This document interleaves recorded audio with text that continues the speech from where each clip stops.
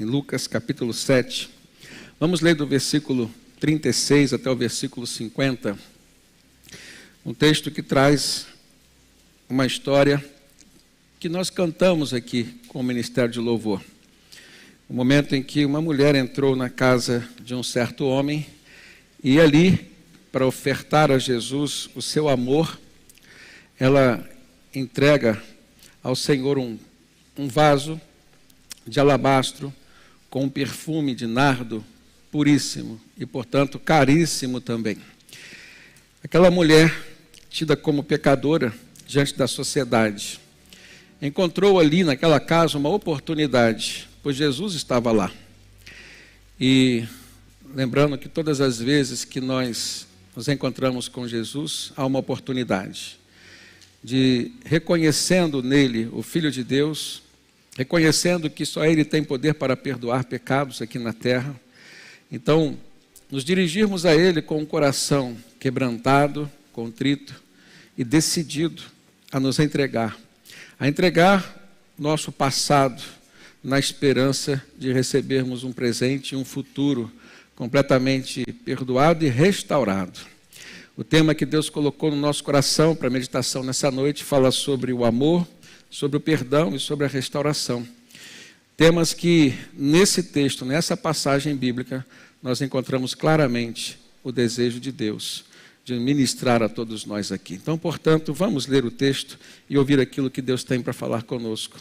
Eu conto e peço que todos os irmãos estejam em oração, e submissos ao Espírito Santo nesse momento tão importante para ouvirmos e discernirmos a voz do Senhor. Diz-nos assim, queridos, Lucas 7, verso 36. Convidou-o um dos fariseus para que fosse jantar com ele.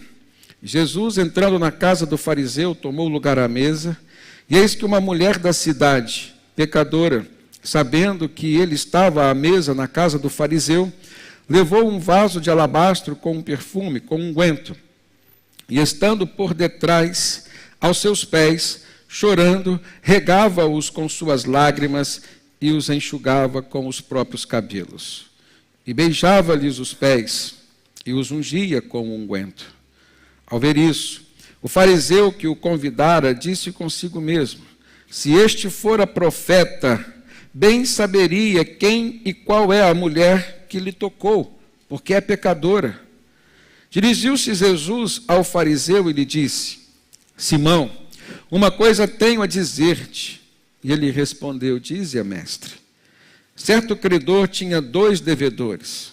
Um lhe devia 500 denários e outro 50. E não tendo nenhum dos 2 com o que pagar, perdoou-lhes a ambos.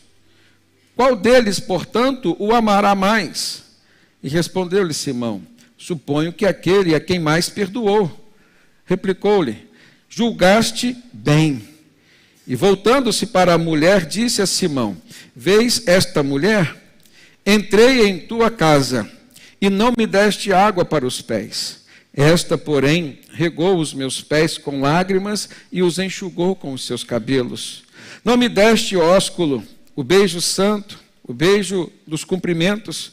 Ela, entretanto, desde que entrei, não cessa de me beijar os pés. Não me ungiste a cabeça com óleo, mas esta, com bálsamo, ungiu os meus pés. Por isso te digo, perdoados lhe são os seus muitos pecados, porque ela muito me amou. Mas aquele a quem pouco se perdoa, pouco ama. E então disse a mulher: perdoados são os teus pecados. Os que estavam com ele à mesa começaram a dizer entre si: quem é este que até perdoa pecados? Mas Jesus disse à mulher: a tua fé te salvou, vai-te em paz. Amém, queridos? Vamos fechar os nossos olhos e orar mais uma vez. Faça a sua oração pessoal, pedindo a Deus que venha falar contigo nesse momento. Querido Pai, submissos, Deus, a tua palavra nesse momento, nós pedimos que o teu Espírito Santo venha operar e falar com cada um de nós. Aqueles que estão aqui de forma presencial, mas também aqueles que estão acompanhando pela internet.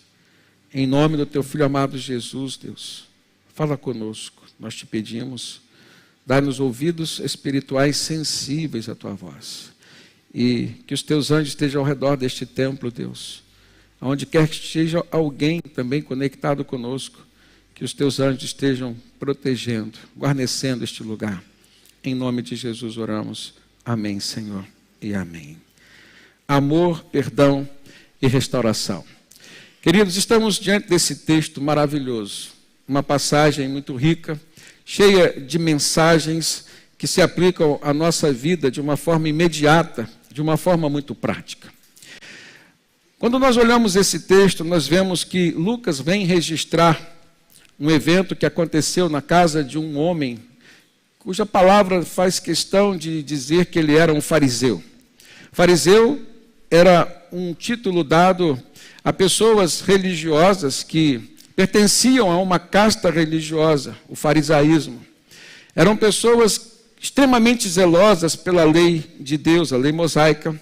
Eram pessoas que se importavam muito com a sua aparência e com aquilo que elas transpareciam para a sociedade, no que diz respeito à sua religiosidade, mas que eram tanto quanto descuidadas com relação à espiritualidade, ou seja, aquilo que estava dentro delas, aquilo que as conectava ao Senhor. Esse homem, Simão, o fariseu, convidou Jesus para estar na sua casa.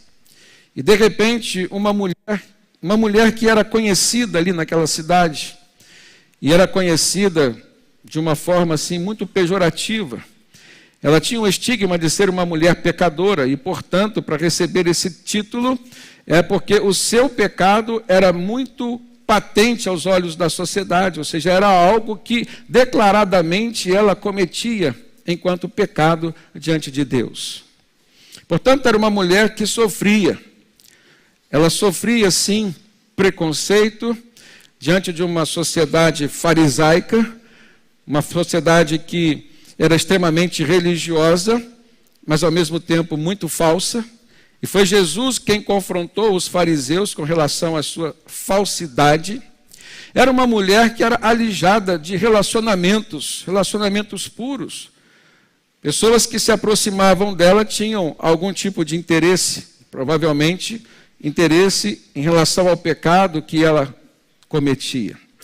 E as pessoas que não se aproximavam dela, interessadas na vida de pecado que ela vivia, eram pessoas que se afastavam dela. Então ela vivia uma vida polarizada. E de certa forma uma vida sem sentido. E quando nós reconhecemos que o nosso viver não tem encontrado sentido, é a hora de nós buscarmos nos céus, buscarmos naquilo que nós entendemos ser de Deus para nós, um significado para a nossa existência. Os judeus naquele tempo tinham ouvido falar de Jesus. E os judeus, desde criancinha, também tinham aprendido sobre o Messias, não especificamente Jesus, mas tinham aprendido sobre o Messias, o Cristo de Deus. Jesus, revelado entre os homens, com o seu nome, que significa o Salvador, ele vem então cumprir a promessa de Deus de enviar o Messias. No seu dia a dia, naquele tempo, as pessoas estavam ali comprovando que ele era, alguns diziam que não, o Messias, o Cristo de Deus. E por isso Jesus fazia milagres, eram sinais de confirmação, sempre de acordo com o que os profetas no Antigo Testamento tinham profetizado sobre o Messias. E portanto muitas pessoas já estavam se convertendo a Jesus, entregando suas vidas a Ele, crendo que de fato Ele era o Cristo de Deus. Aquela mulher então, mediante o vazio na sua alma, mediante todo o seu sofrimento, e buscando alegria nas coisas do mundo, mas não encontrando, ela resolve ir até Jesus. E Jesus então recebe aquela mulher, embora ela não tivesse sido convidada para estar naquela casa. Ela teve a coragem de entrar. E foi, de uma certa forma, um destaque naquele dia, porque ela deu para Jesus a atenção que o dono daquela casa, o anfitrião, não tinha dado. Ela entregou para Jesus, no campo espiritual da sua vida, algo que o anfitrião daquela casa não tinha entregue. Ela percebeu e compreendeu algo que aquele homem, apesar de ser um fariseu religioso ao extremo e estando num grau, social, intelectual muito mais elevado do que o dela, não tinha compreendido ainda. E isso faz desse texto algo que nós podemos, e precisamos nos apropriar de todas as suas lições. Um texto carregado, um texto cheio de lições que nós precisamos compreender e aplicar na nossa vida. É fato que João, o evangelista, também falou sobre um texto correlato a esse. E que não é o mesmo texto, não é a mesma mulher. João, quando escreve no capítulo 12 do seu livro, do evangelho que ele escreveu, ele fala sobre Maria, irmã de Marta e Lázaro. E o capítulo 12 vem depois do momento em que Jesus tinha ressuscitado Lázaro. Há uma diferença, nas duas cenas, há uma diferença nas duas cidades, nos dois lugares, há também uma diferença nas duas motivações. O texto diz que Maria, ela chegou até Jesus e entregou sobre Jesus, sim, um perfume muito caro. Provavelmente o mesmo perfume que esta mulher dita pecadora entregou e derramou sobre os pés de Jesus. Mas o texto diz que esta mulher pecadora não parava de chorar. E com suas lágrimas ela molhava os pés de Jesus. Em Betânia, quando Maria derrama sobre Jesus o seu perfume, ela o fez por gratidão no coração, por conta do milagre da ressurreição que Deus tinha feito na sua casa, restituindo à sua família o seu irmão Lázaro. A família Marta, Maria e Lázaro é uma família que Jesus costumava visitar e que tinha prazer em estar com eles. Jesus chorou por conta da morte de Lázaro e chamou de seu amigo. E quando viu aquela família se desfalecendo, quando viu aquela família sofrendo, Jesus, então, mediante o seu amor pelaquela família, ele ministra o milagre da ressurreição, mas no sentido de restaurar não só a vida de Lázaro, mas de restaurar a alegria e o convívio social, o convívio familiar. Jesus, por amor, ministra a restauração da alegria numa família, a restauração de um lar. Já nesse texto que Lucas registra, nós vemos uma cena um tanto quanto diferente no seu significado e no seu sentido. A mulher era dita pecadora e ela chega se aproximando de Jesus chorando, e era o choro do arrependimento. Aquela atitude foi uma atitude de quem estava ali demonstrando o seu reconhecimento sobre o seu passado distante de Deus, mas ao mesmo tempo estava demonstrando diante de Jesus e de todas as pessoas que estavam ali a sua decisão no presente de mudar o seu futuro, de ter em Cristo Jesus uma oportunidade para perdão dos seus pecados e, portanto, irmãos, ter uma nova história reescrita pelo Senhor. Foi uma cena, então, que, de certa forma, traz para nós alguns ensinamentos em relação à restauração, mas não a restauração de uma família, mas a restauração espiritual de uma vida que estava completamente perdida. Se nós lembrarmos da parábola que Jesus contou sobre o filho pródigo, quando o filho pródigo arrependido volta para a sua casa, volta para o seu pai, o pai o recebe com os braços abertos, manda matar um novilho cevado para dar uma festa, restitui ao seu filho que tinha abandonado a casa o nome da família, coloca nele um anel de sinete, coloca uma roupa de festa, coloca sandália nos seus pés e diz para o outro filho, justificando todo aquele cenário de festa e de alegria, que o filho que estava morto reviveu, o filho que estava perdido foi achado, foi restaurado. Esta mulher dita pecadora, ela protagoniza o mesmo papel do filho pródigo, só que ela encontra em Jesus a recepção que o filho pródigo encontrou na casa do seu pai. Então era uma mulher completamente agora restaurada. Esse texto de Lucas 7 vem nos ensinar que nós podemos nos aproximar de Jesus, sim. Nós podemos ter aqui algumas lições que o comportamento dessa mulher nos ensina. Podemos ter outras lições que o comportamento daquele homem, o anfitrião, o religioso, Simão, o fariseu, também pode nos ensinar. Mas com certeza, nós temos ensinamentos aqui para aprendermos com Jesus.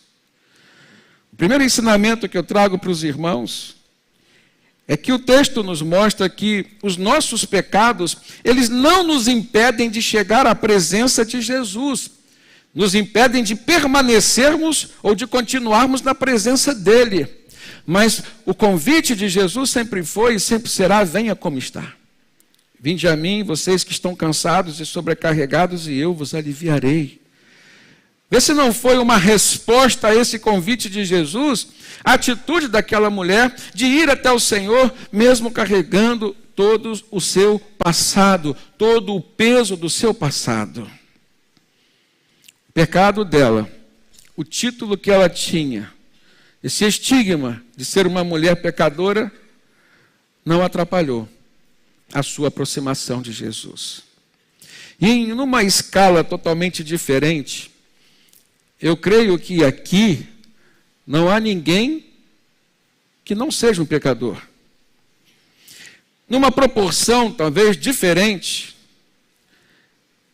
com pecados não declarados, com pecados não praticados, pecados esses que muitas vezes escravizam, então poderíamos dizer com pecados que não nos escravizam. Todos nós somos pecadores. E, portanto, em comum, o que nós temos com aquela mulher? Nós carecemos, nós precisamos da graça do Senhor Jesus e do seu perdão.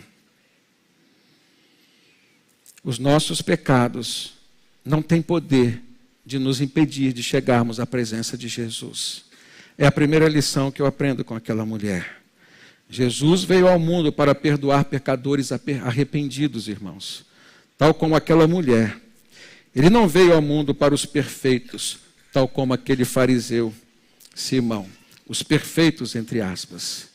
E daí, então, o primeiro ponto que eu quero chegar com os irmãos é uma reflexão sobre como nós temos nos enxergado diante de Deus, diante da sociedade, diante de nós mesmos. É a primeira reflexão que o texto nos chama. E a verdade, enquanto resposta para essa reflexão, nós precisamos nos enxergar como pecadores. Mesmo que arrependidos, alguns confessos, mas precisamos sim de nos aproximar do Senhor Jesus. Todos nós precisamos. A segunda lição que eu aprendo nesse texto está na maneira com a qual aquela mulher chegou até a presença de Jesus, que tem muito a nos ensinar. Volta ao texto comigo e olha no versículo 37 e 38. Eis que uma mulher da cidade, pecadora, sabendo que ele, Jesus, estava à mesa na casa do fariseu, então ela levou um vaso de alabastro com um unguento, com um perfume muito caro.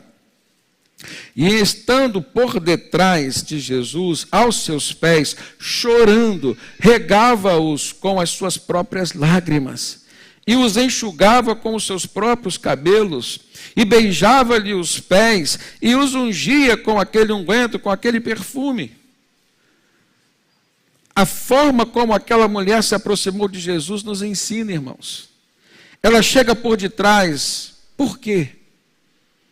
Porque Jesus estava sentado à mesa e seus pés para trás. Ela poderia dar a volta e olhar Jesus de frente. Não precisava derramar o perfume sobre os seus pés, poderia entregá-lo o perfume, mas ela não se achava nem digna de olhar nos olhos do Senhor, antes de receber dele o perdão que ela precisava receber. Isso mostra para nós, irmãos, a necessidade de humildade para nos aproximarmos do Senhor. Segundo, aquela mulher prostrou-se aos seus pés, diz o texto, prostrou-se aos pés de Jesus. E o fato dela se prostrar aos pés de Jesus, essa é a posição de quem deseja oferecer adoração. O termo original é proscrinel, que significa estar prostrado. Esse termo é usado para se definir o conceito de adoração. Hoje a gente adora ao Senhor de pé, hoje a gente adora sentado, alguns adoram deitado. Mas na cultura judaica, se alguém queria adorar de fato ao Senhor, precisava se prostrar diante dele. Aquela mulher vem e se prostra aos pés do Senhor. Ela não se prostra nem de frente, nem diante. Ela se prostra aos pés de Jesus. E ela vai então oferecer a Jesus aquilo que Deus está a buscar, aquilo que Deus está a procurar. Uma adoração que seja feita, que seja entregue em espírito e em verdade. Uma adoração espontânea, uma adoração de quem está realmente rasgando o seu coração, a sua alma, e encontrando naquele lugar, na pessoa de Cristo Jesus, um altar para se ofertar a Deus. Adoradores é que o Pai procura. Você é esse adorador? Qual tem sido a qualidade da sua adoração? Você tem buscado momentos de adoração somente durante o louvor? Adoração não se faz somente com louvor. Adoração, sobretudo, é serviço. Quando nós estamos nas nossas viagens missionárias, e a jornada de trabalho é enorme, começamos às vezes 7, às vezes 8 da manhã e vamos até às 10 da noite nos últimos dias. Então a gente vai naquele desejo, naquela vontade, vai na força da fé. Nós temos que concluir. E na última que nós tivemos agora, eu reuni os irmãos todos e falei: irmãos, esse é o culto mais longo que eu ofereci na minha vida. Esse é o culto mais longo que talvez todos nós estejamos oferecendo ao Senhor, porque prestar culto a Deus é fazer serviço, é apresentar serviço ao Senhor. Não importa qual, importa a qualidade com a qual se oferece. Portanto, nós precisamos a cada instante estarmos avaliando a qualidade da nossa adoração. Aquela mulher também nos ensina, na maneira como ela se aproximou de Jesus. O texto diz que ela não parava de chorar. E aquele choro era um choro de arrependimento. Arrependimento dos seus pecados. Portanto, aquela mulher nos dá uma lição de conversão. Sem arrependimento e sem fé em Cristo como sendo o Filho de Deus, o Messias, não há conversão. Aquela mulher procurou a casa de Simão, não pelo jantar que estava sendo oferecido, não pelo próprio Simão, que era um homem famoso, mas porque ali estava Jesus. E ela acreditou, confiou que ele era o Filho de Deus, e por ser o Filho de Deus, segundo as Escrituras que ela tinha sido ensinada desde criança, como judia que era, ela tinha convicção que Jesus o Cristo tinha poder para perdoar os seus pecados. Era aquele momento, irmãos, o momento do perdão e, portanto, o momento da virada de chave na sua vida. Era o momento que marcaria a sua reconciliação com Deus. Era o momento em que ela teria aquele fardo da culpa sendo tirado de sobre os seus ombros, mais do que sobre os seus ombros, sobre a sua alma. Quando Jesus disse: vinde a mim, vocês que estão cansados e sobrecarregados, e eu vos aliviarei. Tomai sobre vós o meu jugo e aprendei de mim, que sou manso e humilde de coração, e encontrareis refrigério para a vossa alma. Não é para o vosso corpo, é para a vossa alma. Jesus estava se referindo justamente ao comportamento dessa mulher, assim como o meu comportamento que tive um dia, assim como o seu comportamento também. Uma atitude de entrega ao Senhor.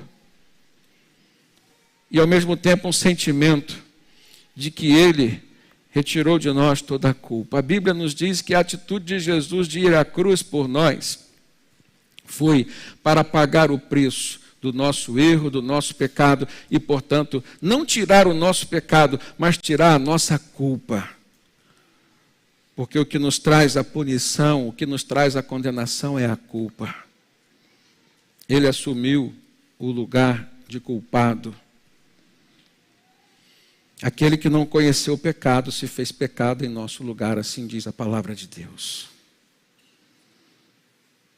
Portanto, quem não sente o peso da culpa do seu pecado, quem nunca sentiu, não pode também se sentir perdoado.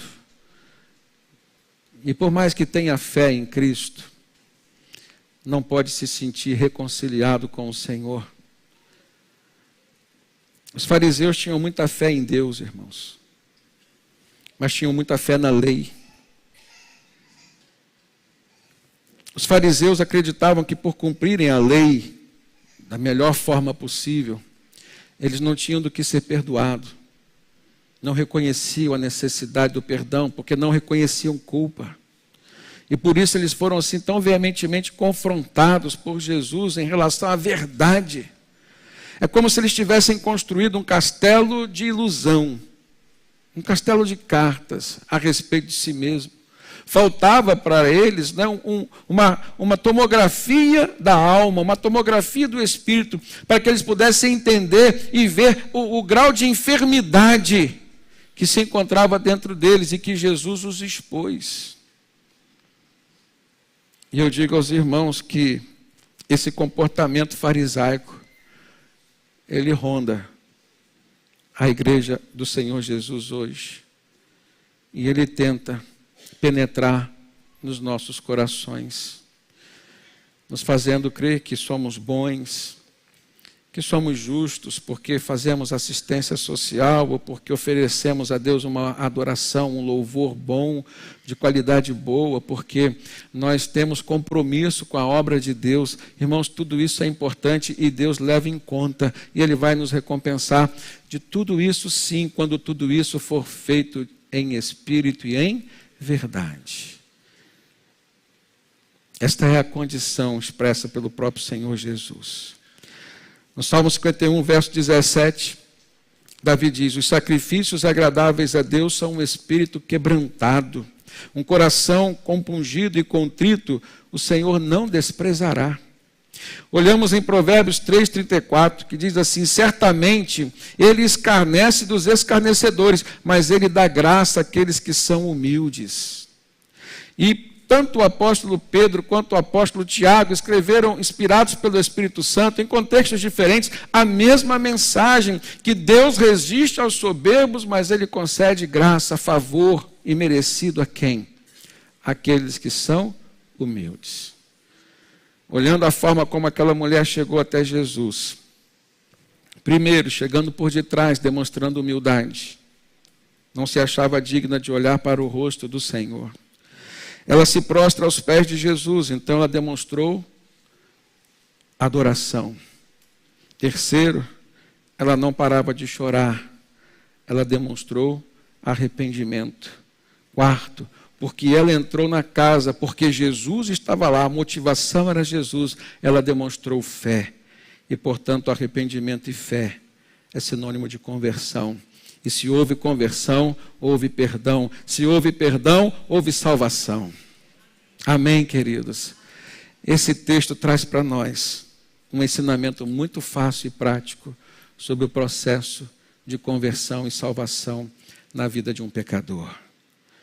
Mas nós olhamos para o comportamento daquele fariseu enquanto anfitrião, o dono da festa. Grave isso, o dono da festa, o dono da casa, o dono da mesa. Esse homem nos ensina aquilo que nós nunca devemos fazer. E para algumas pessoas, ele nos ensina aquilo que elas devem parar de fazer. Parar de fazer. Veja o verso 39. Ao ver isto, ou seja, aquele gesto daquela mulher que chegou e se apresentou para Jesus e apresentou o que tinha para entregar a Jesus. Ao ver isto, o fariseu que o convidara disse consigo mesmo: se este fora profeta, bem saberia quem e qual é a mulher que toca nele, porque ela é pecadora. Irmãos, veja a diferença entre o fariseu e a mulher pecadora. A mulher pecadora entra na casa de Simão porque crê que Jesus, o Filho de Deus, o profeta de Deus, estava lá. Simão, que é o dono da casa, que chama Jesus, que oferece um banquete para ele, desconfia de que ele era de fato o Filho de Deus, que ele era o profeta do Senhor. Nós não devemos nunca duvidar da divindade de Cristo, ou seja, do poder que há no nome do Senhor Jesus.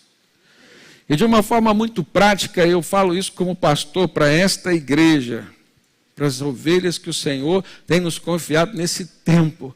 Preste atenção e toma zelo com relação a esse nome, Jesus. A sociedade tem tentado ao longo dos anos e tem conseguido fragilizar na nossa mente, na nossa alma e espírito, o poder que Deus concedeu a esse nome. Muitos milagres não têm mais acontecido no nome de Jesus, porque a pessoa que fala o nome de Jesus na hora que precisa do milagre é a mesma pessoa que profere o nome de Jesus nas suas brincadeiras, nos stand-ups que nós recebemos no nosso celular e que muitas vezes nos prestamos a rir dentro de um contexto que não deveria caber. Queridos, para vocês terem noção de como era um judeu zeloso pelo nome de Deus, quando um escriba estava fazendo uma cópia, quando chegava ao nome de Deus, ele trocava a pena. A tinta era outra, a pena era outra, tinha uma reservada para o nome de Deus.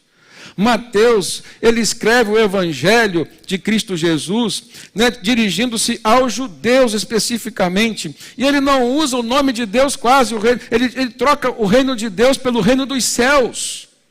Tal era a reverência ao nome de Yahvé, o nome de Deus. E o diabo tem conseguido vulgarizar o nome de Deus, o nome de Jesus, e nós temos descumprido a ordem do Senhor de não profanar o seu nome, de não falar o nome de Deus em vão. Cuidado, não deixe o diabo tirar essa autoridade, a sua autoridade, de evocar a autoridade que há no nome de Cristo Jesus. São duas autoridades diferentes. A autoridade do nome de Jesus, ninguém nunca conseguirá tirar, porque foi Deus quem deu. E Jesus disse: toda a autoridade foi me dada nos céus e na terra. Mas a nossa autoridade, nós podemos perder. E é sobre isso que Deus quer falar com você. Aprenda então a não duvidar do poder que há na pessoa de Jesus, no poder que há no nome de Cristo Jesus. Um outro aspecto que nós olhamos nesse versículo 39, nós não devemos apontar os pecados dos outros, e nem tampouco acusar as outras pessoas. Olha o que o fariseu Simão falou. Ele bem saberia quem e qual é a mulher que ele tocou, porque ela é pecadora. Eu creio que ele falou consigo mesmo, porque o texto diz, ele falou consigo mesmo, mas eu creio que o seu dedo estava apontando para aquela mulher. Cuidado quando você apontar o seu dedo. Tenha muito cuidado. Não devemos apontar os pecados dos outros, nem acusar as outras pessoas. E o que a Bíblia nos ensina e nos dá como sugestão é substituirmos toda e qualquer palavra ou atitude de acusação por uma palavra de confissão. Entenda isso. Em vez de acusar os pecados dos outros, confesse os seus próprios pecados. Vai ser muito melhor e muito mais eficaz para você. A Bíblia diz que a função de acusador é do diabo, irmãos. Está lá em Apocalipse 12:10. João tem em visão: ouvi grande voz do céu proclamando, agora veio a salvação, se referindo a Jesus, o poder, o reino do nosso Deus e a autoridade do seu Cristo, pois foi expulso o acusador dos nossos irmãos. Quando você acusa alguém, você está se aproximando do acusador, você está debaixo da autoridade do acusador. Foi expulso o acusador de nossos irmãos, o mesmo que os acusa de dia e de noite, diz o texto de Apocalipse, diante do nosso Deus. Não devemos acusar, devemos sim assumir os nossos erros e confessar. Provérbios 28:13, irmãos, a palavra do Senhor nos diz: o que encobre as suas transgressões, ou seja, não confessa, encobre, o que encobre as suas transgressões jamais prosperará, mas o que as confessa e deixa, esse alcançará misericórdia. Foi o que aquela mulher alcançou diante de Cristo Jesus. Agora, Jesus repreende aquele homem, e apesar de ser um fariseu religioso, ele faltou com amor, faltou com honra para com o Senhor, faltou com honra com o seu convidado. Olha comigo o texto a partir do verso 40. Diz-nos assim: dirigiu-se Jesus ao fariseu e então lhe disse: Simão, uma coisa tenho a dizer-te. E ele respondeu: dize, mestre. Certo credor, então Jesus começa a contar uma parábola para ele. Certo credor tinha 2 devedores, um lhe devia 500 denários e outro lhe devia 50. E a mensagem de Jesus estava nessa diferença de proporção. Um 500 e outro apenas 50, 10 vezes menos. E não tendo nenhum dos dois, tanto o que devia muito quanto o que devia pouco, não tendo nenhum dos dois com o que pagar, aquele senhor perdoou ambos. E aí Jesus pergunta: qual deles, portanto, o amará mais? Aí Simão responde: suponho que aquele é quem mais se perdoou. Jesus então replica dizendo: julgaste bem.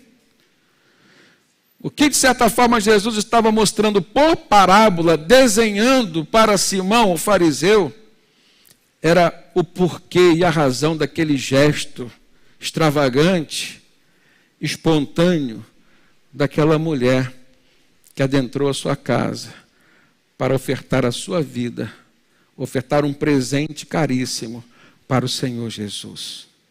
Essa parábola contada por Jesus, então, tinha o objetivo, irmãos, de levar Simão a refletir sobre o tema dívida, amor e perdão. Dívida, amor e perdão. Essas 3 coisas estavam assim correlacionadas. Simão, ele não se via como um devedor espiritual para com Deus, nem tampouco para com Jesus, que ele nem confiava que Jesus era o Filho de Deus. Então ele não se via como um devedor. Portanto, então ele não demonstra o quê? Arrependimento. Não se via como um pecador. E se não demonstrou arrependimento, apesar de ter sido dono da casa, o dono da mesa, o dono da festa, ele não pediu perdão a Jesus. Nem tampouco demonstrou amor por Jesus. Agora, aquela mulher, Jesus o chama para uma comparação. Ela fez tudo diferente de Simão. Em primeiro lugar, ela reconheceu a sua dívida espiritual diante de Deus e diante do próprio Cristo, a quem ela confiava ser o Filho do Senhor. Ela demonstrou arrependimento, diferentemente de Simão. Ela então recebe o perdão de Jesus. E sabendo que ela seria perdoada por Jesus, ela já leva um presente de amor para entregar a Jesus. Amor falado não tem tanto efeito quanto amor demonstrado. Amor, sobretudo, é atitude. E ela nos ensina isso. Ela fez uma atitude de amor, uma ação demonstrando o seu amor. Levou o que ela tinha de melhor para o Senhor. E esta é mais uma lição que eu tiro no texto, irmãos. Aquela mulher adorou Jesus com o seu melhor. E, portanto, ela recebeu um testemunho positivo da parte de Jesus. Olha o texto que diz no verso 44. E voltando-se para a mulher, então Jesus diz para Simão. Interessante, pensa em Jesus com 2 pessoas à sua frente. Agora ele já estava de frente para ela. E ele, como filho de Deus, onisciente, apesar de Simão ter dito para si mesmo, acusando aquela mulher, apontando os pecados daquela mulher, Jesus olha para Simão e diz: viste essa mulher? Aí agora Jesus se volta para a mulher, então ele já não olha mais para Simão. Ele não olha mais para o dono da casa, para quem ofereceu o banquete. Ele olha para aquela que tinha sido desprezada, para aquela que tinha sido estigmatizada. Mas para quem ele perdoou mediante o seu gesto de adoração, o seu gesto de arrependimento, a quem ele perdoou mediante o seu gesto de amor. E ele diz: vês esta mulher, olhando para a mulher, entrei na sua casa e não me deste água para lavar os pés, o que era costume de todo bom anfitrião fazer com o convidado de honra. A gente lembra que Jesus fez questão de fazer isso com os seus discípulos à véspera da crucificação, naquela ceia da Páscoa. Lavou os pés dos seus discípulos. Simão não fez isso com Jesus. E ele diz: você não me deu água para lavar os pés. Esta mulher, porém, regou os meus pés com as lágrimas e os enxugou com os seus próprios cabelos. Não me deste o ósculo, que é o beijo, o ósculo santo, aquele beijo de cumprimento, beijo de honra. Ela, entretanto, desde que entrou aqui, não cessa de me beijar os pés. Simão, você não me ungiu com o óleo, o que era um costume de um bom anfitrião, oferecendo honra para o seu convidado. Ele diz: mas esta mulher, com bálsamo, ungiu os meus pés. E por isso, Simão, eu te digo, perdoados-lhes são os seus muitos pecados. Jesus reconheceu que era uma grande pecadora, tal, na mesma intensidade da acusação, ou do tom de acusação que Simão fez. E Jesus faz questão de dizer: sim, os seus muitos pecados foram perdoados. Para Jesus não faz diferença se são muitos ou poucos pecados. Não faz diferença qual é a intensidade ou o tipo de pecado. O que faz diferença para Jesus é o coração compungido, quebrantado, é o coração contrito, é humilde, o coração arrependido. E portanto ele diz: os seus muitos pecados foram perdoados, porque ela muito me amou. Mas aquele a quem pouco se perdoa, pouco ama.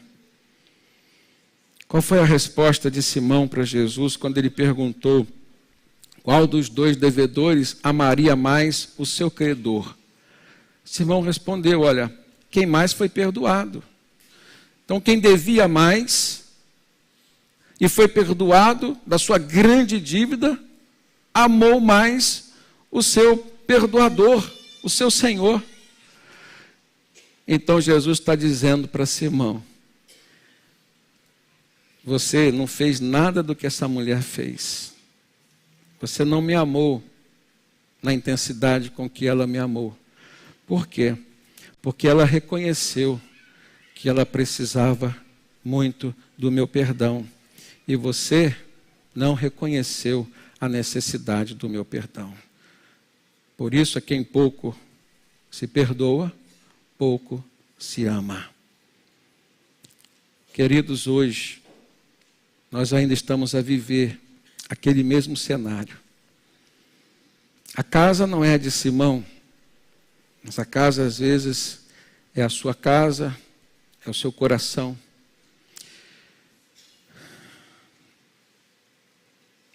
O que nós precisamos compreender é a necessidade de nos despir do nosso próprio eu, de enxergar os nossos defeitos, as nossas vaidades, os nossos pecados, e de forma humilde, nos aproximarmos do Senhor Jesus, mas em busca do seu perdão, e não em busca das suas bênçãos. O que hoje nós temos percebido em igrejas cheias é a procura não do Cristo, mas das bênçãos de Cristo. É a procura não do perdão que só Cristo pode dar, mas é a procura de bênçãos que talvez outras pessoas podem dar. Bênçãos materiais, prosperidade, curas emocionais. Isso faz a total diferença para nós enquanto igreja hoje.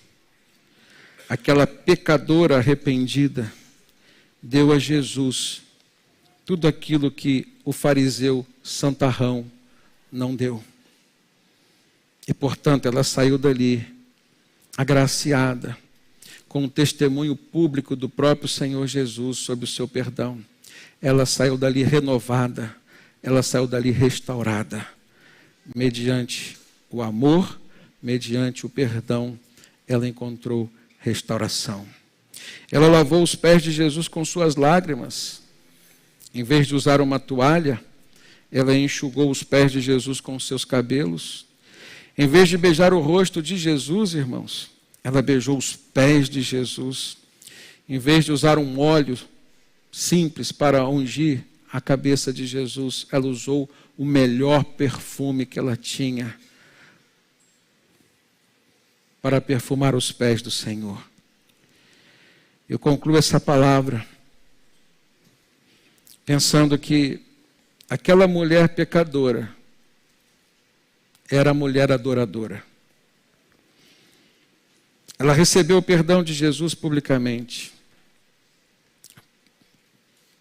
Ela deixou de ser uma pecadora conhecida pelos seus pecados. E agora ela era uma pecadora conhecida pelo perdão de Jesus. Ela é uma tipologia da igreja do Senhor Jesus hoje. A Bíblia diz que todos pecaram e destituídos estão da glória de Deus, então não há ninguém aqui que não seja um pecador. A diferença está justamente porque um dia nós nos apresentamos diante de Jesus, confessando os nossos pecados em busca do perdão. Hoje, apesar do pecado que muitas vezes nos rodeia, nós podemos ter a convicção do perdão e, portanto, a restauração que o Senhor pode nos dar. Arrependimento e fé é aquilo que a igreja precisa ter, é aquilo que a igreja precisa regar e manter sempre vivo, sempre vivo. Aquela mulher retribuiu o perdão de Jesus com o seu amor, retribuiu o perdão de Jesus com a sua generosidade. Ela deu para Jesus o seu melhor. Queridos, em Mateus 10:32, Jesus diz: todo aquele que me confessar diante dos homens, eu também o confessarei diante do meu Pai que está nos céus. 1 João 4,15, nós encontramos a palavra de Deus que nos diz que se alguém confessa publicamente que Jesus é o Filho de Deus, Deus permanece nele e ele permanece em Deus. E o apóstolo Paulo ministra a nós, igreja, quando ele escreve aos Romanos, capítulo 10, verso 9. Porque com a tua boca confessares Jesus como Senhor, e em teu coração creres que Deus o ressuscitou dentre os mortos, serás salvo. Pois com o coração se crê para a justiça, e com a boca se faz confissão para a salvação. Jesus restaurou a vida daquela mulher mediante a sua atitude de confissão, sua atitude de adoração, sua atitude de amor. E a prova da restauração está na própria palavra do Senhor Jesus, quando disse para ela: a tua fé te salvou, vá em paz. Essa paz que só Jesus tem para nos dar foi a paz que ele entregou para aquela mulher. Ela sentiu paz no seu coração. Um coração restaurado pelo perdão, mas um coração cheio de amor por quem o perdoou. Essa mensagem hoje nos leva a refletir sobre o quanto nós temos amado o nosso Deus, o nosso Senhor Jesus. O quanto nós temos o procurado, a necessidade que temos de reconhecer o nosso pecado e nele, em Cristo Jesus, sermos perdoados. Amém?